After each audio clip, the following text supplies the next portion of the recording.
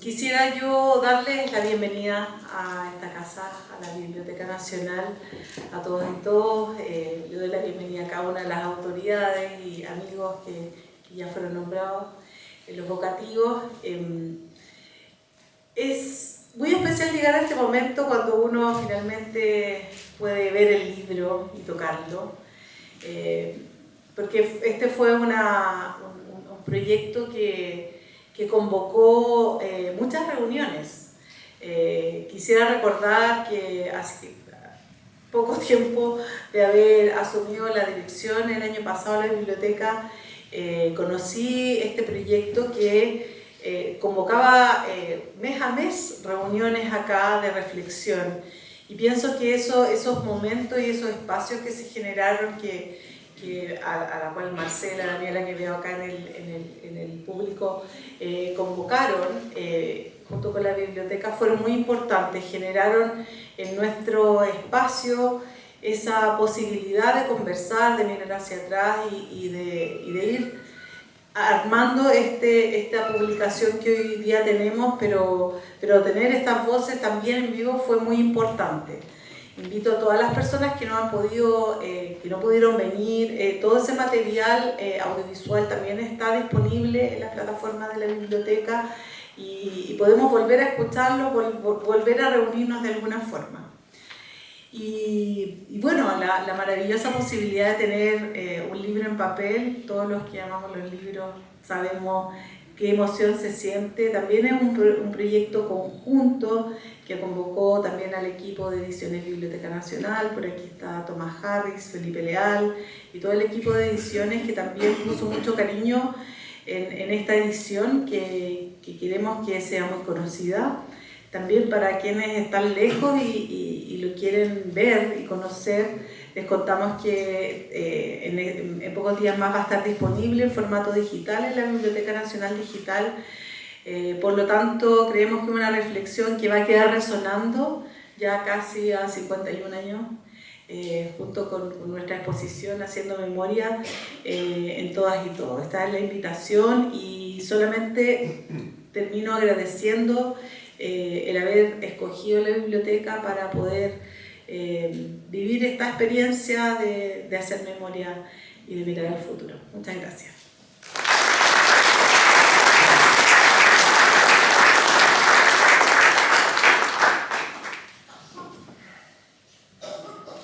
Agradecemos las palabras de Soledad Barca, nuestra directora. Este libro surge con la clara convicción y desde el profundo apego a la democracia y a la defensa de los derechos humanos. Entendemos que la memoria se trenza década tras década, construyendo la historia del presente.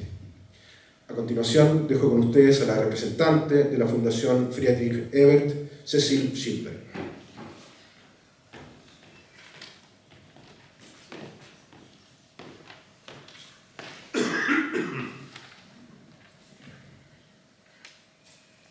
Estimada senadora Isabel Allende, estimada Carolina Pérez, estimada Soledad Abarca, estimada Marcela, estimada Marcia Tambuti, y queridas compañeras y queridos compañeros, invitadas e invitados. Es un placer poder estar hoy aquí. Quiero agradecer la invitación a Marcela y a la Fundación Salvador Allende y felicitarles por la excelente organización de este evento. Además, en un lugar tan bonito y lleno de libros con mucha memoria. Y sí, la memoria a veces nos parece tan natural que la olvidamos y nos cuesta mantenerla. Pero es importante construirla, cuidarla y actualizarla. Sin memoria no hay aprendizaje. Y si uno mira el mundo de hoy, las tensiones geopolíticas, la popularidad de movimientos y partidos antidemocráticos, la persistente desigualdad entre personas, regiones y países, nos hace falta mucho aprendizaje. Y lo digo con todo corazón y como alemana. Crecí en el país que cometió los peores crímenes contra la humanidad, y este terrible legado me marcó a mí y a generaciones enteras. Pero la conciencia de que lo ocurrido no debe repetirse nunca más no surgió de la nada. Tuve que aprenderlo, tuve que experimentarlo en una sociedad que no pudo o no quiso ignorar este recuerdo, sino que dentro de sus posibilidades lo convirtió en un tema cotidiano. Si uno camina con atención por las calles de Berlín, se dará cuenta en algún momento de que hay pequeñas placas metálicas incrustadas en las aceras, sobre todo en las zonas residenciales. A veces hay varias a la vez, a veces solo una. Mirándolas de cerca dicen aquí vivió, seguido del nombre y las fechas de nacimiento y muerte de la persona. Estas Stolpersteine, como se llaman oficialmente las placas, son una forma especial de recuerdo. Conmemoran a las personas que vivieron en ese lugar y fueron deportadas y asesinadas por los nacionalsocialistas. Uno se tropieza con la historia, por así decirlo, todos los días, de camino al trabajo, de compras o cuando uno se adentra a la famosa vida nocturna de Berlín, y así se recuerda a las personas que vivieron en el lugar mismo. Para mantener vivo el recuerdo siempre se necesitan personas comprometidas con él. En el mejor de los casos existe incluso un consenso social sobre la importancia no solo de abordar las sombras del pasado, sino también de institucionalizar políticas de memoria para transmitir las lecciones aprendidas a las generaciones futuras. Como representante de la Fundación Socialdemócrata Alemana más antigua, en la que algunos de sus representantes tuvieron que pagar con la vida sus convicciones democráticas y políticas, no cabe duda de la importante función que tiene el recuerdo en una democracia. Se dice que Friedrich Ebert, el primer presidente democrático de la República de Weimar y homónimo de la Fundación, solía recordar que las democracias necesitan demócratas, y estos no suelen caer del cielo, más bien hay que formarles, lo que requiere asumir responsabilidades históricas por parte de las élites políticas. Además, se necesita una educación política y cívica, una sociedad civil fuerte y espacios de participación política. Estoy convencida de que una cultura democrática vibrante solo puede crecer donde la tierra es fértil, enriquecida por las lecciones del pasado. Por eso es tan importante y admirable la labor de la Fundación Salvador Allende. Mantienen viva la memoria y contribuyen a que las lecciones de la historia no se olviden en un país profundamente dividido y al que parece costarle encontrar una interpretación compartida del pasado. En este punto merece la pena recordar las discusiones y celebraciones de los 50 años de golpe cívico-militar de las que algunos partidos se imaginaban. De ahí la importancia de honorar el compromiso de todos en la construcción de una cultura democrática del recuerdo.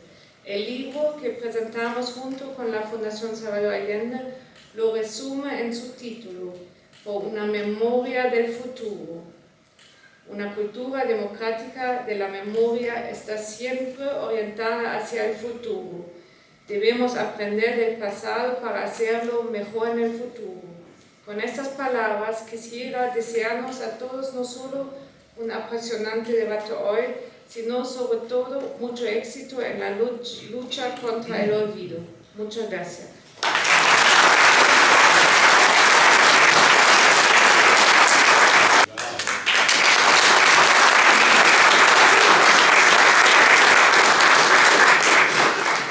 Buenos días a todos y a todos. Saludo muy cordialmente a las autoridades que nos acompañan, a la subsecretaria del Patrimonio Cultural, Carolina Pérez, a la directora de la biblioteca, nuestra amiga Soledad Abarca, a la fundadora de la Fundación Salvador Allende, senadora Isabel Allende, al directorio, al miembro del directorio de nuestra fundación, a Cecil Chilberg, gran amiga de la Fundación Eder y a los miembros también del equipo de la Fundación Eder. Y a todas y todos amigos y amigas que han querido acompañarnos en el lanzamiento del libro Para una memoria futura.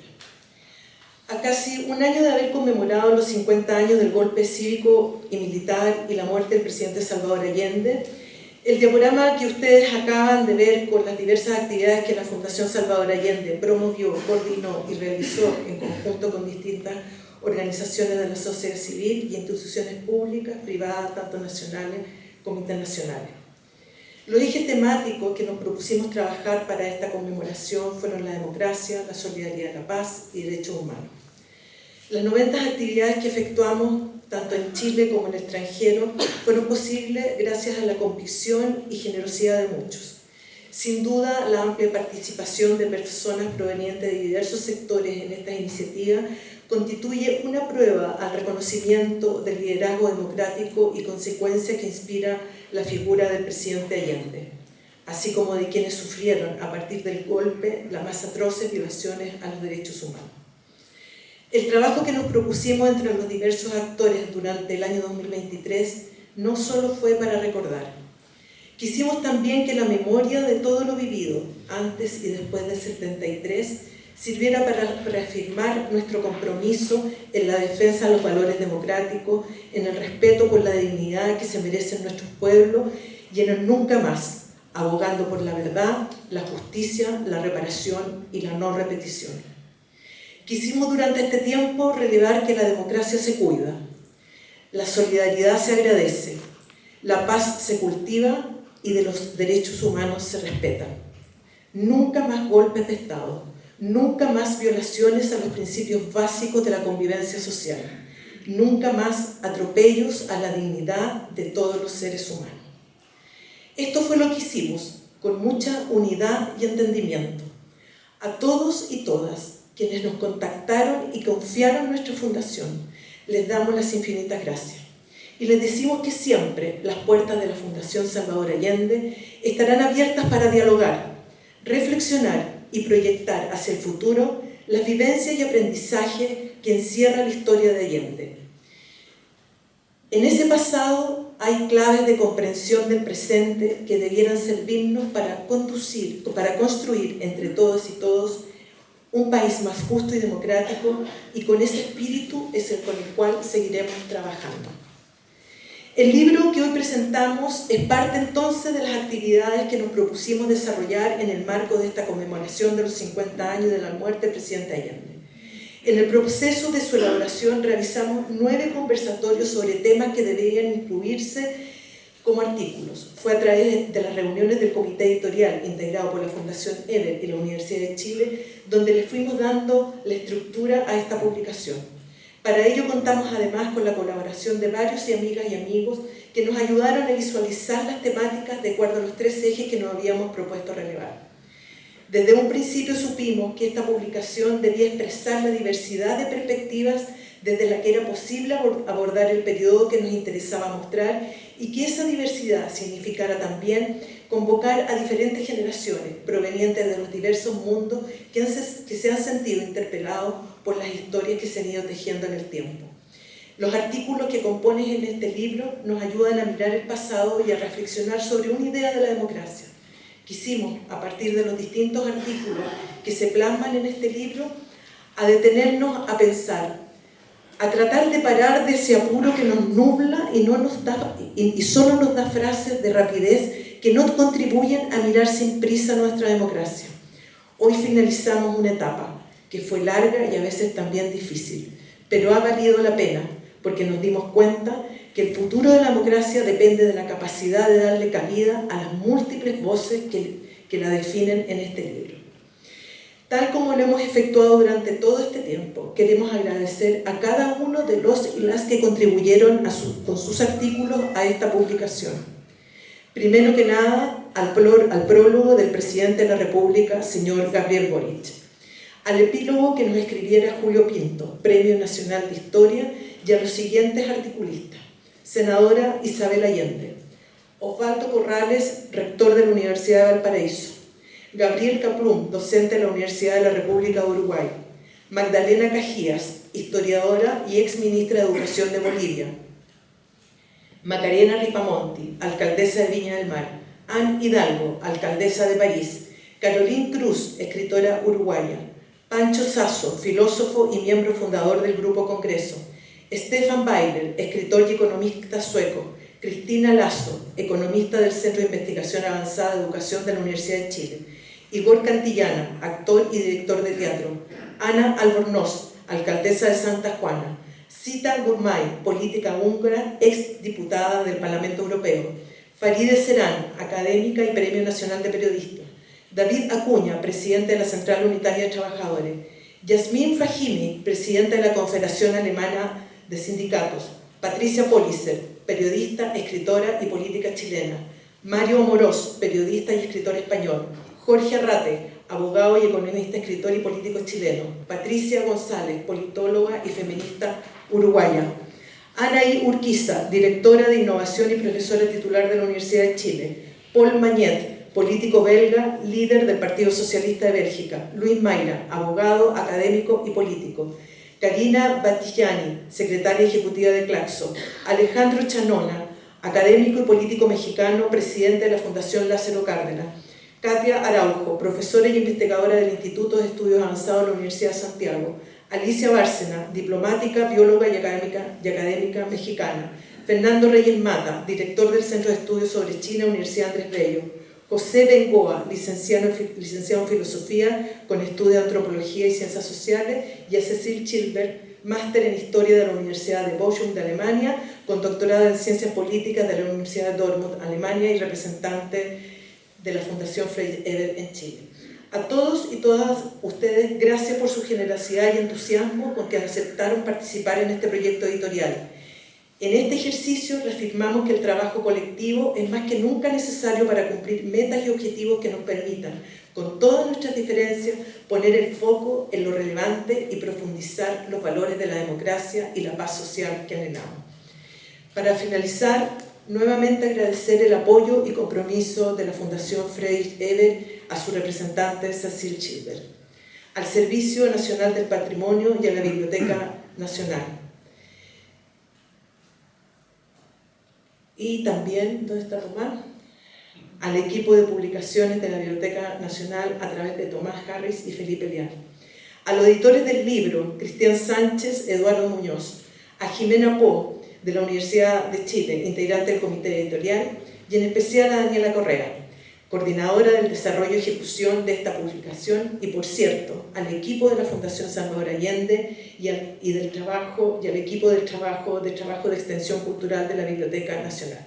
Sin su trabajo y apoyo, hoy día no estaríamos aquí. Muchas gracias.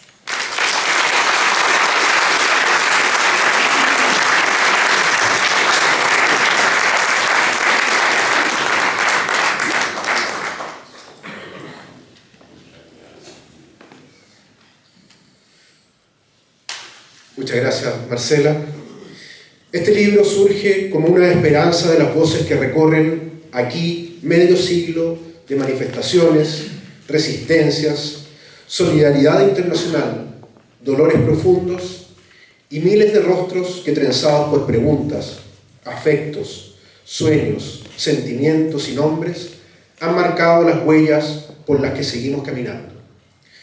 Para conocer más sobre el libro que hoy presentamos, invitamos a pasar al escenario a Marcia Scantlebury y Gonzalo Peralta, quienes juntos a la periodista Patricia Pollicer reflexionarán sobre el pasado, el presente y el futuro de nuestra democracia.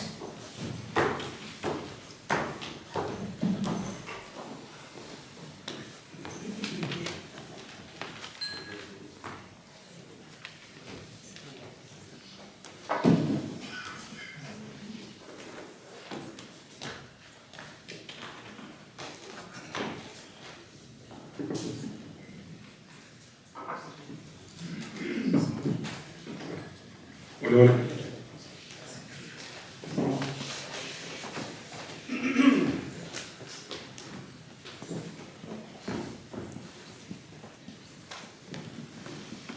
Hola, muy buenos días.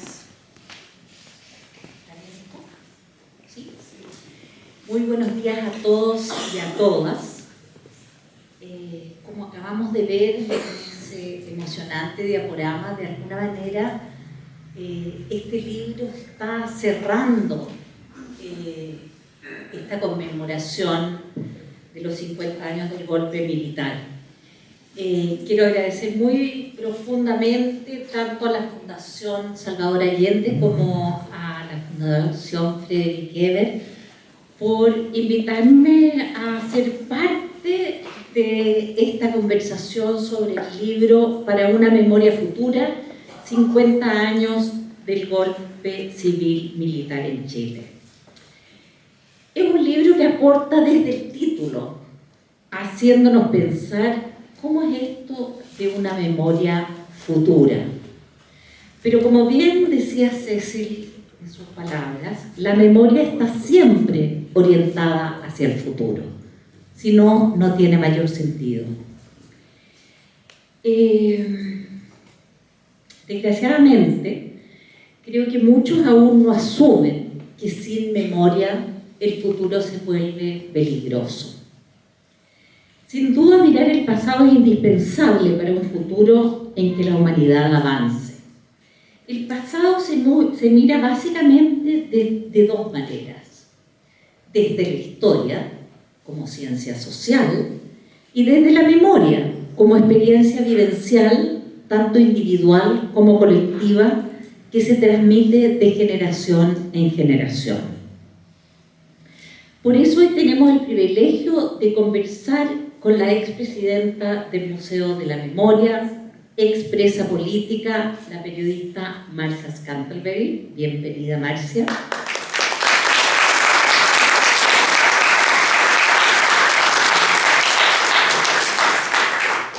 Y con el historiador Gonzalo Peralta, magíster en estudios latinoamericanos y académico de la Universidad de Chile, la Universidad Alberto Hurtado y la Universidad Academia Humanismo Cristiano. Bienvenido a la sociedad.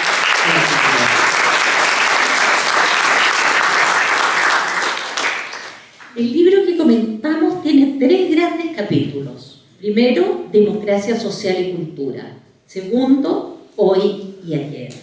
Y tercero, desafíos pendientes. Como ya nos relataba Marcela, en cada uno de estos capítulos hay una multiplicidad de voces, tanto chilenas como extranjeras, que abordan los temas desde sus más diversos puntos de vista. Es sin duda un libro muy enriquecedor, porque a veces nos parece que ya lo sabemos todo sobre lo ocurrido y lo vivido. Pero este coro de voces nos demuestra que no es así, y muchos de los artículos, si no todos, tienen algo que nos sorprenda. Pero más allá del foco de cada artículo, hay 2 temas que cruzan transversalmente el libro. Uno es el de los derechos humanos y otro es el expresidente Salvador Allende. Hasta el último día, el presidente Allende fue un luchador incansable por una revolución en democracia y sin violencia. Sin embargo, su gobierno terminó de manera tan dramática y devastadora que instaló la realidad de los derechos humanos como un asunto prioritario en nuestro país. Hasta el 11 de septiembre de 1973, creo que pocos habíamos pensado en la relevancia de los derechos humanos. Desde esa perspectiva, quiero preguntarles cómo se ve este pasado. Partamos con Marcia, con su mirada sobre los derechos humanos. Quisiera decir que yo no estoy en este panel por ser una académica, una experta en los temas distintos. Más bien mi postura es testimonial. Efectivamente, como presidenta del Museo de la Memoria, me tocó la celebración de los 50 años. Yo creo que soy una muy optimista.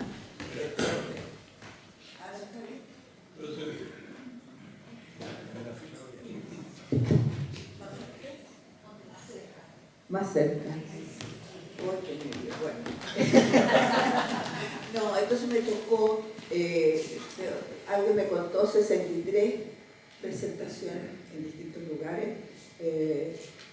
en distintas universidades. Yo soy una optimista. Yo creo que estos 50 años partieron un poco mal, de manera un poco equívoca. Hubo bastantes problemas, pero finalmente remontó, y yo creo que el resultado fue que los protagonistas de este efeméride no fue el gobierno necesariamente, a pesar de que hizo su trabajo y lo hizo bien finalmente, pero fueron las organizaciones de derechos humanos, la ciudadanía toda. Yo asistí a una cantidad increíble de universidades, y cuando la gente dice que a los jóvenes esto no les interesa, es absolutamente erróneo. Mi impresión es que los jóvenes están tremendamente interesados en esto. Quieren saber, ¿no es cierto?, de primera fuente qué pasó, cómo lo vemos nosotros. En ese sentido yo creo que yo tuve una ventaja. Ventaja, bueno, porque entraba con el título de ser la presidenta del museo, y a la gente le interesaba mucho lo que fue la creación del museo, esta obra de Michelle Bachelet, que yo creo que será un hito histórico, esa parte. Y por otro lado, conocer el testimonio.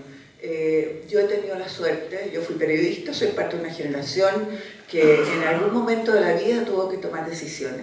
Yo me iba muy bien como periodista, me gustaba mucho lo que hacía, pero con lo que pasó en Chile, que fue una historia de sangre y dolor, pensé que tenía que tomar una decisión. Eso me costó la cárcel, estuve bastante tiempo, estuve en varios campos de concentración, en Pirque, 3 Álamos, 4 Álamos, Villa Grimaldi, hice todo el recorrido, fui dirigente de las presas en algún momento, y hasta hoy día sigo en una batalla que muchos libran. No soy solo yo, son una cantidad increíble. En el caso de las mujeres, yo decía que yo tuve una ventaja porque las mujeres no tenemos pánico de la intimidad, y más que los hombres hablamos de nuestras sensaciones, de nuestros dolores, no solo de la cosa administrativa, de cuándo íbamos a salir, cuándo nos iban a trasladar de cárcel, sino que hablamos de muchas cosas, de la situación de las mujeres en las organizaciones políticas. Entonces fue una experiencia terrible. Por una parte es un gran dolor. Yo le decía a Patti que cuando la gente piensa la tortura y me dice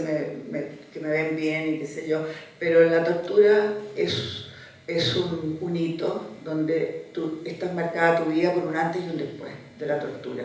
Entonces eso te marca. Pero quiero decir que tengo la posibilidad y la utilizo, y agradezco mucho a quienes hicieron posible este libro maravilloso. Yo lo leí entero y hay aportes increíbles y de gente que me avergüenza tener que comentar acá porque son fantásticos en cada tema. Así que nada, gracias a todos los que posibilitaron este libro, y estoy a disposición para lo que se quiera pensar y por supuesto para construir un futuro mejor, porque la verdad es que todos estos testimonios solo sirven para darnos cuenta, ¿no es cierto?, que la democracia, que los problemas de la democracia se resuelven solo con más democracia, y es la única posibilidad de construir un futuro, ¿no es cierto?, es analizar nuestro pasado para que nunca más vuelva a ocurrir lo que ocurrió en este país y que es innombrable. Gracias.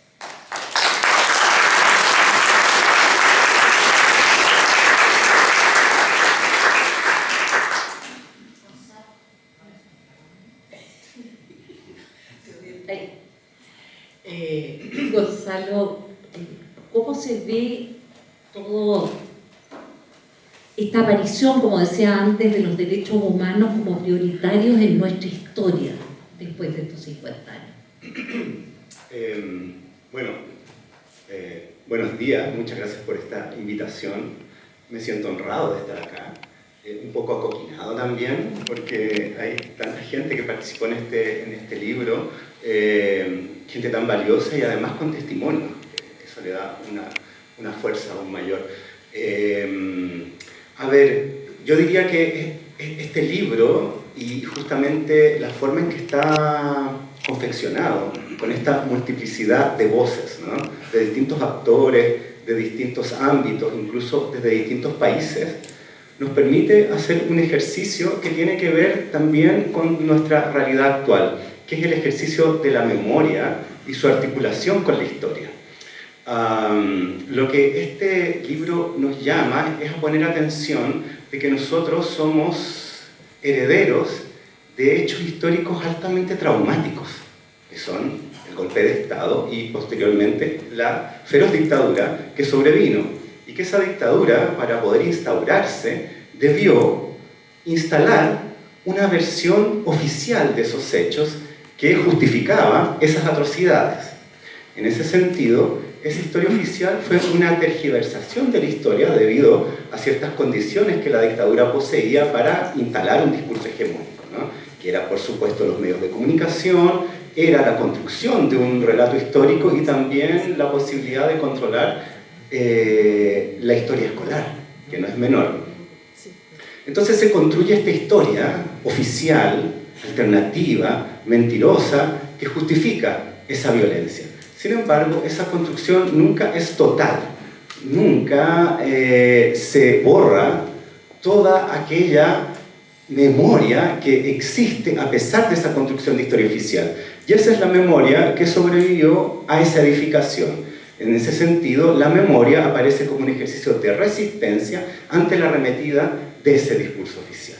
Entonces yo creo que lo que estamos haciendo con este tipo de trabajos, con esta obra, con este rescate, con todas estas voces y con ese examen, es justamente combatir contra esa instauración de una memoria oficial mentirosa y darle voces a aquellos que no tuvieran voces. Así que es una obra de la mayor importancia, no solo por el tema que trabaja, sino que también por una invitación a revisar y reconstruir nuestra memoria reciente, no solo desde la historia de los especialistas y de los académicos, sino que desde las voces, desde el pueblo. No es raro que el discurso del presidente Allende, su último discurso, diga una de sus frases más memorables y contundentes, donde dice que la historia es nuestra y la hacen los pueblos. Yo creo que este libro va en esa dirección.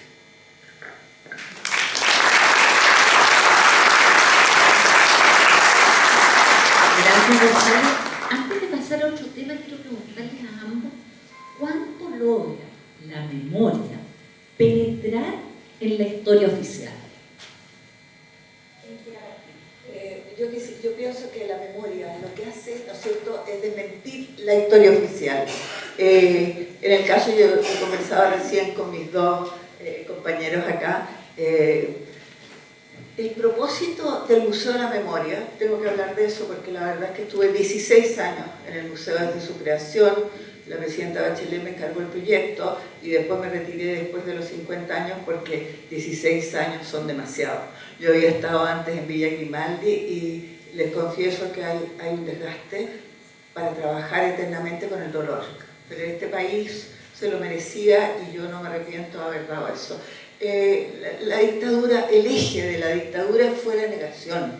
Y Gonzalo me puede hablar muy bien de eso porque resulta que todo desde el momento, ¿no es cierto?, que bombardean la moneda y que el cuerpo del presidente Allende sale por Morandé, pero resulta que se elimina la puerta de Morandé. O sea, como no hubo puertas, nadie salió por ahí. Londres 38 se cambia el número de un centro de tortura, por lo tanto no hubo torturas ahí. Y el paroxismo de la negación son los NN, son los detenidos desaparecidos, que son gente que jamás existió. Lo conozco muy bien de cerca, porque gente muy querida para mí, hasta hoy día no existieron jamás. Entonces, este país tiene una deuda feroz con esto, y realmente yo creo que el tema de la historia y la memoria es ayudar a desmentir la memoria de Pinochet, que no incluye los crímenes, por supuesto, y es mostrarlos. Y mostrarlos no con ánimo de venganza, como dice, hoy día como hay negacionismo, tenemos que ser todos amigos, no se necesita justicia, sino que todos damos vuelta a la página y nos abrazamos y vamos felices. O sea, hemos llegado a situaciones tan extremas como que una dirigente, ¿no es cierto?, que nos va a representar a todos, yo vivo en Providencia, se sirve decir, ¿no es cierto?, celebrar las bondades de la gestión de la B, que era un torturador reconocido y formalizado, y resulta que y la mejor respuesta es que no se enteró de lo que él había hecho. O sea, estamos mal. Yo siento tanto que este país, que hay una parte de este país que todavía no lo sabe. porque yo sé que la mayor parte de este país hoy día reconoce las violaciones de los derechos humanos y está de acuerdo en que esto en este país jamás se puede repetir de nuevo.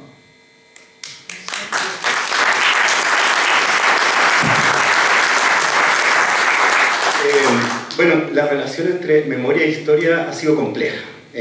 Por largo tiempo, la historia, como una ciencia social, ha recelado de la memoria por parecerle mera anécdota, ¿no? Que es el recuerdo de sujetos de forma vaga, imprecisa y subjetiva, y en ese sentido no debe ser tomado en cuenta porque no es científico.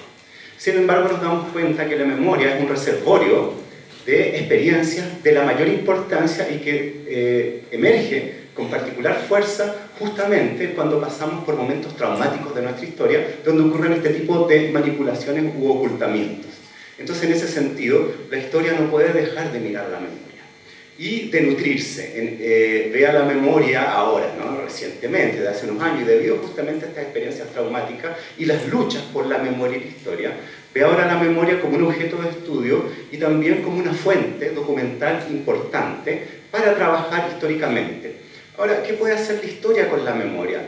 La memoria se articula en la medida que la memoria es colectiva. Si la memoria queda como un recuerdo individual, finalmente se pierde, o se anhela, o se confunde en la subjetividad. Cuando la memoria ya empieza a ser colectiva y se convierte en memoria social, se articula con la historia. Y lo que ahí coopera la historia es fijarla, estas memorias colectivas, alrededor de ciertos hitos importantes que las convocan, como en este caso el golpe de Estado o la dictadura militar, y dando todos aquellos elementos de índole científico que permiten fijar estos hechos históricos en los cuales también la memoria viene a colaborar. Y en ese sentido es súper importante, creo yo, el hecho de que lo que la historia hace desde las ciencias, desde el trabajo profesional de la historia, es articular lo que surge de la memoria popular. Y yo creo que ese es un gran déficit que aqueja en la actualidad a nuestro país. Y no solo desde la historia y la memoria, sino que de la conformación de nuestra sociedad. Nosotros hemos visto que existe una gran distancia, ¿no?, entre las élites políticas, económicas, entre las instituciones, los partidos políticos y otras formas de organización formal, y el común de la ciudadanía. Y se debe justamente a estos vacíos, a esta distancia, incluso a esta desconfianza que instaló la construcción de una memoria tergiversada y falsaria. Entonces ocurre que ahora mucha gente no cree en la historia en absoluto y le tiene una enorme desconfianza a esos relatos. Yo creo que una labor de la historia es volver a unir la historia y la memoria, enriqueciéndose con el testimonio y el recuerdo social, pero al mismo tiempo revinculando a la sociedad con el relato histórico y las ciencias sociales. Así que en ese sentido yo creo que es una tarea por hacer y que está incluso presente ahora, ¿no?, cuando nuevamente surgió el movimiento popular o el estallido de 2019, y una vez más surgen nuevas versiones y tergiversaciones de qué es lo que ocurrió ahí, quiénes estaban involucrados y sobre todo cuáles fueron los motivos que llevaron a aquello y qué consecuencias tienen. Entonces yo diría que las luchas de la memoria y la historia y la búsqueda por articular estas dos formas de acceder al pasado están más vivas que nunca.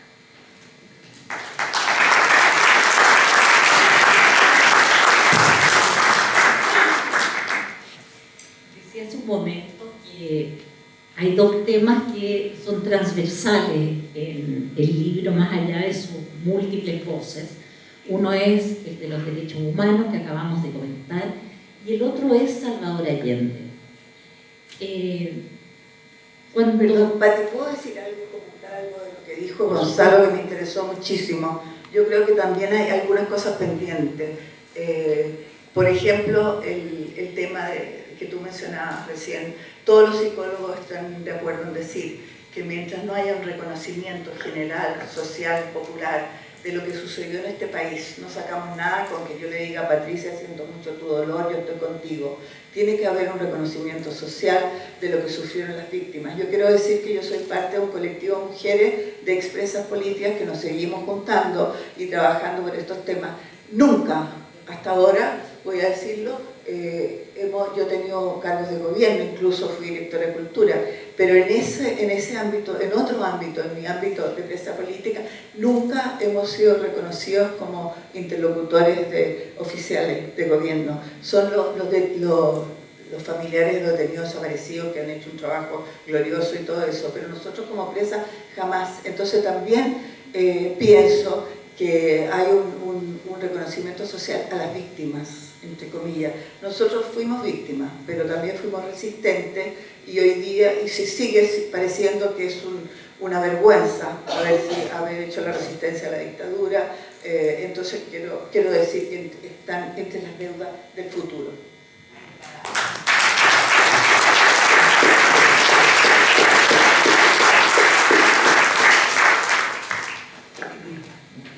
Coincido totalmente con lo último que acaba de decir Marcia. Yo creo que el Estado de Chile tiene aún muchas deudas en la búsqueda de los detenidos desaparecidos, que se ha vuelto a dar un impulso en este último tiempo, también con todas las víctimas de la tortura, sin duda alguna. Creo que el Museo de la Memoria es uno de los actos reparatorios, pero se requiere mucho más. Y también creo que hay una deuda pendiente con los trabajadores y trabajadoras de la Vicaría de la Solidaridad, muchos de los cuales arriesgaron la huida, algunos la perdieron, y nunca el Estado de Chile ha tenido de verdad un acto de reconocimiento y de reparación para esas personas.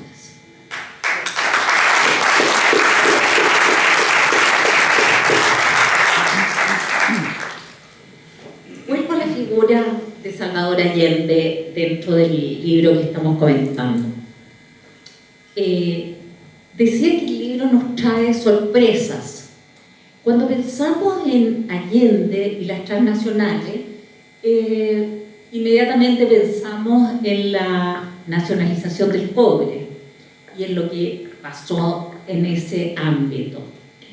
Pero Fernando Reyes Mata, en el artículo que escribe en el libro, nos recuerda el discurso del presidente Allende en Naciones Unidas en 1972. Y quisiera leerles un párrafo, comillas: estamos ante un verdadero conflicto frontal entre las grandes corporaciones y los estados. Estos aparecen interferidos en sus decisiones fundamentales, políticas, económicas y militares, por organizaciones globales que no dependen de ningún Estado y en la suma de sus actividades no responden ni están fiscalizadas por ningún parlamento, por ninguna institución representativa del interés colectivo. En una palabra, es toda la estructura política del mundo la que está siendo socavada. Cierre de comillas. La verdad es que cuando leí estas partes del discurso, pensé, pero esto lo está diciendo ahora. Es decir, esa visión de Salvador Allende hace más de 50 años, creo que de alguna manera explica que la figura de Allende, después de su muerte, solo ha ido agrandándose y agrandándose.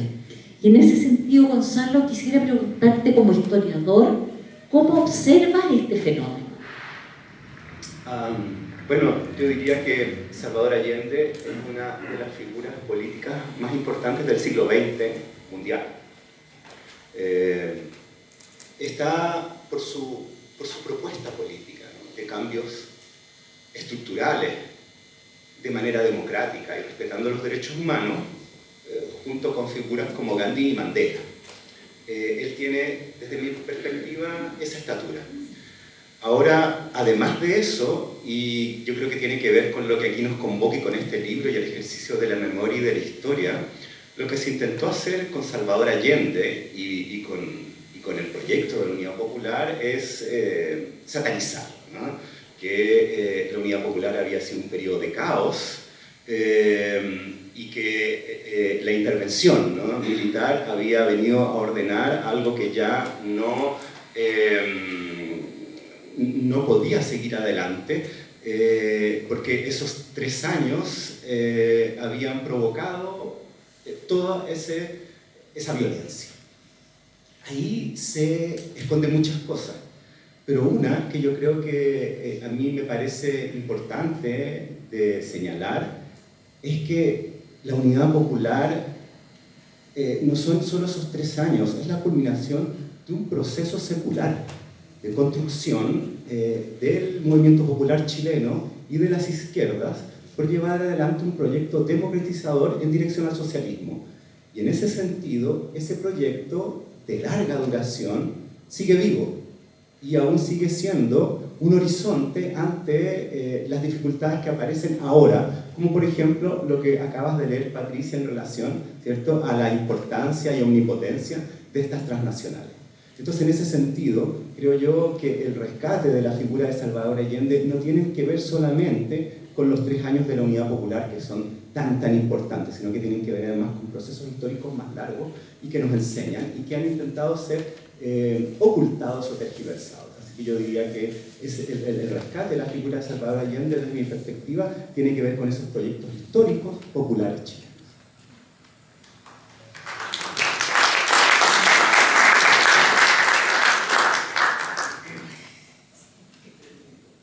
Marcia, tú tuviste la suerte de conocer al expresidente Salvador Allende.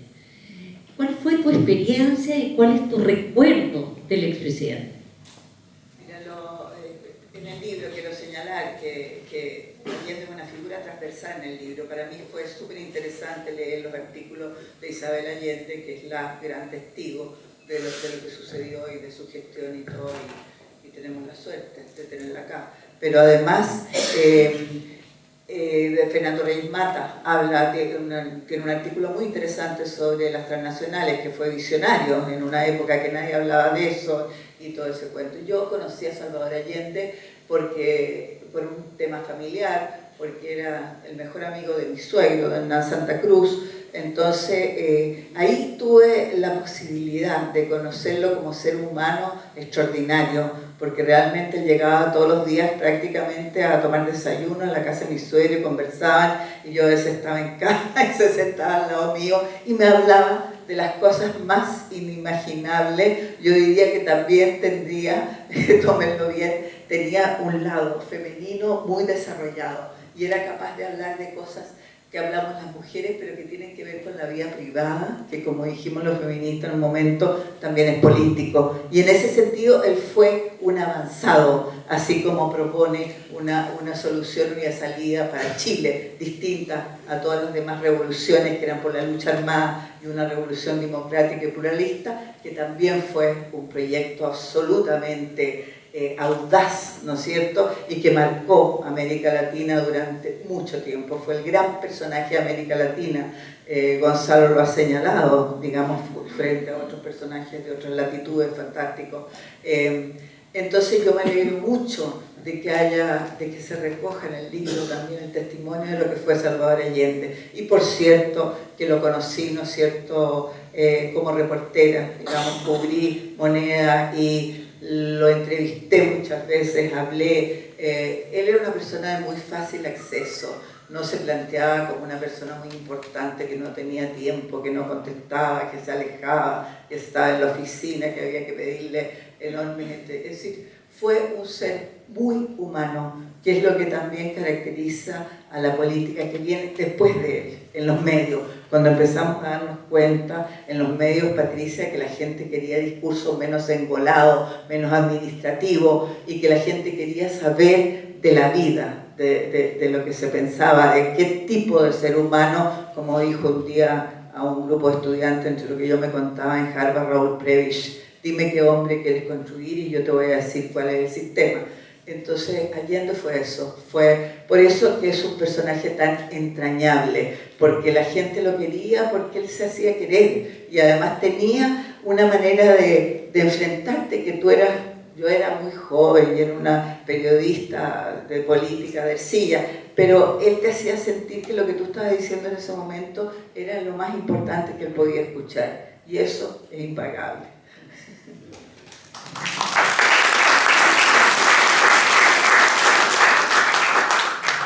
Gracias por esta mirada humana sobre el presidente Allende. Marcia, antes que se nos aburra la audiencia, ¿cómo ves el aporte de tu experiencia, tu vivencia y tu mirada de estos 50 años y de esta memoria hacia el futuro? Yo creo que modestamente, ¿no es cierto? Yo creo que lo que yo puedo aportar, que es lo que hemos aportado todas las presas políticas en este periodo. Nosotros nos juntamos en la oficina de Javier Letelier en un momento determinado, antes de que tomaran preso a Pinochet, que era un tiempo de miedo. Nos juntamos 43 personas, creo. Pero era un tiempo efectivamente de terror, porque la gente sabía que se le podía ir la vida todavía y que había mucha represión, y decidimos hablar, fuimos, al día siguiente llegamos 14 a la notaría a firmar, ¿no es cierto? Pero contarle a la gente, y en ese tiempo no había plata de por medio, no había nada de eso, pero simplemente salir a dar testimonio y hacer que la gente perdiera el miedo, que pensara que se podía denunciar, que no era, no ser presos del pánico y seguir viviendo la vida y seguir denunciando. Y fue como un pacto de no olvidar, ¿no es cierto? Que dicen que es ir a hacer pasar por el corazón, ¿no es cierto?, otra vez tu historia, pero para que sirva para el futuro, ¿no es cierto?, para las nuevas generaciones. Y ahí quiero decir que a mí me ha tocado enterrar a muchas presas políticas, han muerto muchos, la generación mayor, ¿no es cierto?, la segunda también está muriendo, absolutamente ausente. O sea, gente que fue valiosísima, la última fue Nelly Pinto, una mujer extraordinaria.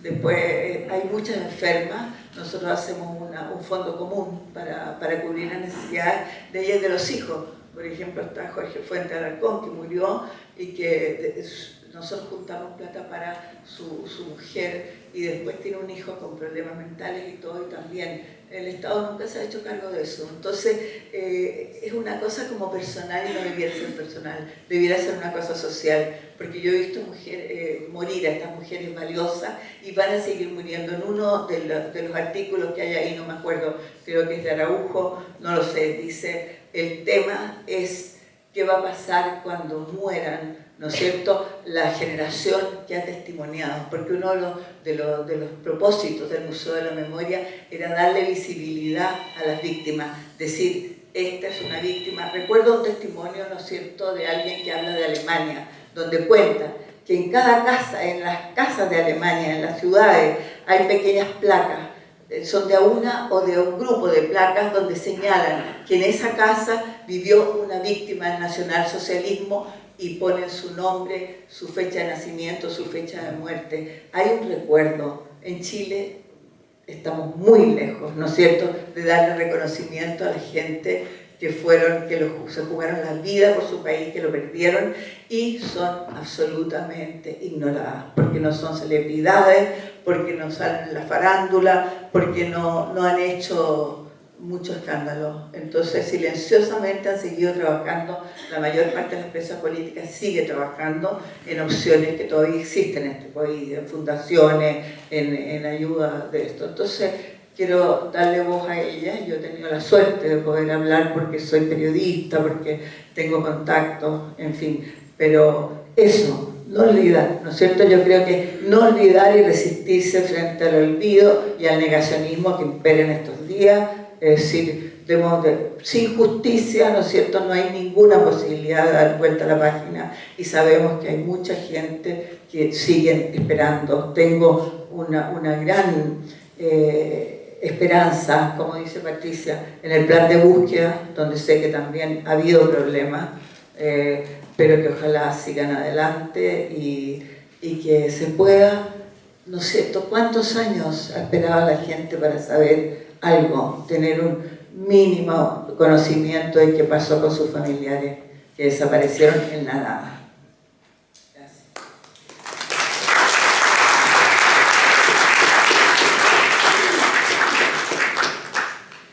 No cabe duda, como nos recuerda Marcia, que la memoria es fundamental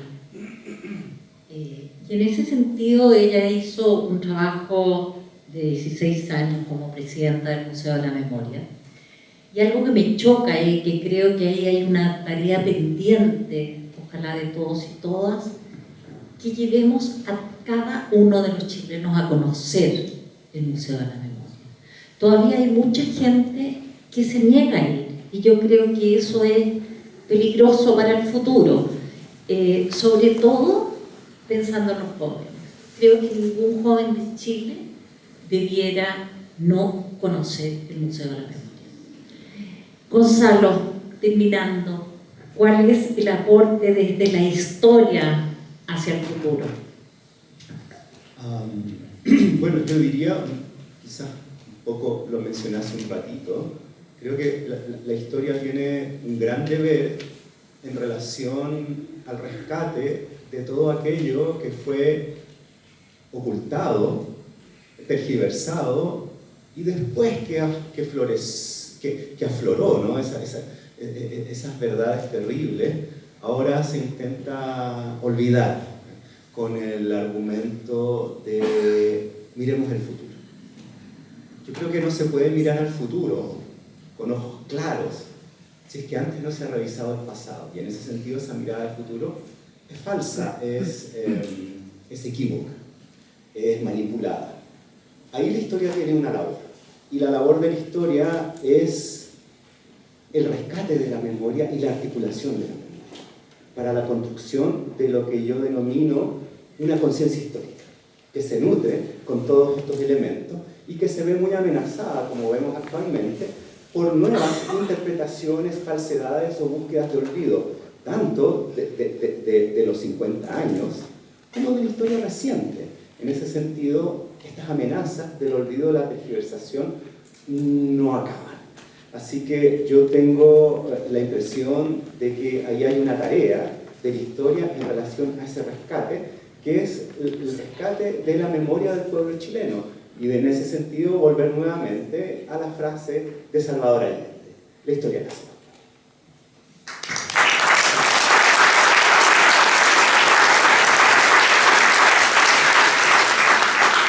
Bueno, quiero agradecer tanto a Marcia como a Gonzalo, y para terminar decir que, como nos recordaba Gonzalo en su momento, la Unidad Popular suele recordarse, analizarse desde el caos, el desastre, pero como nos decía Gonzalo, la Unidad Popular fue la culminación de un proceso político popular. Y más allá de los errores, en esta conmemoración de los 50 años, yo quisiera señalar que he hablado con mucha gente durante este año que me ha señalado con mucha pasión que la Unidad Popular fue para ellos los mejores años de su vida. Eso también es parte de la historia. Muchas gracias.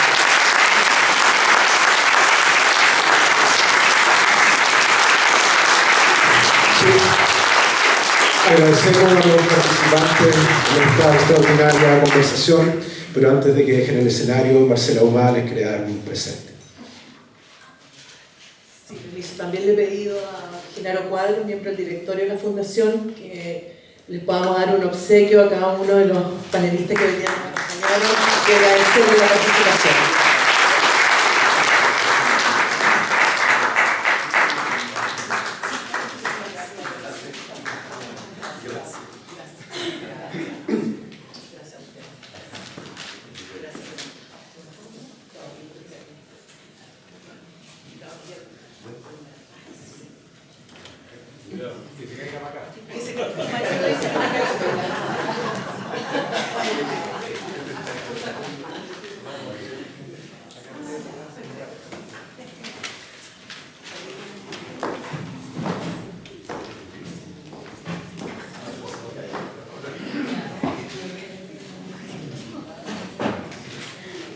Este libro surge para recordar una y otra vez al presidente Salvador Allende, cuya memoria es honrada en todo el mundo como el demócrata y estadista que fue. Sus últimas palabras quedarán siempre en la memoria del pueblo de Chile y fueron inspiradoras para poder llevar a cabo esta publicación. Comillas. Y les digo que tengo la certeza de que la semilla que hemos entregado a la conciencia digna de miles y miles de chilenos no podrá ser cegada definitivamente. Tienen la fuerza, podrán avasallarnos, pero no se detienen los procesos sociales, ni con el crimen, ni con la fuerza. La historia es nuestra y la hacen los pueblos. Para finalizar esta actividad, qué mejor que terminar con algo de música. Invitamos a pasar al escenario a Carmen Prieto, quien interpretará el tango 1 de Mariano Mores, el preferido de Salvador Allende.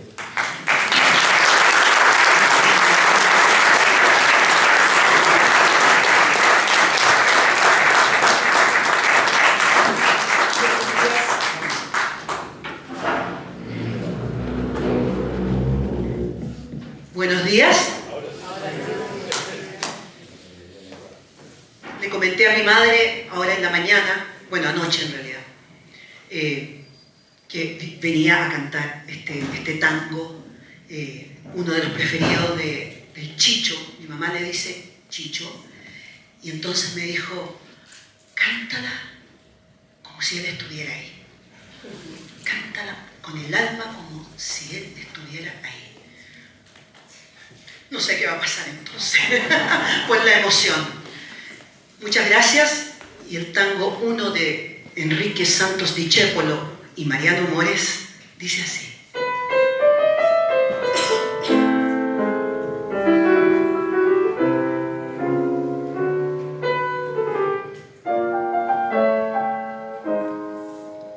Uno busca lleno de esperanzas el camino que los sueños prometieron a sus ansias.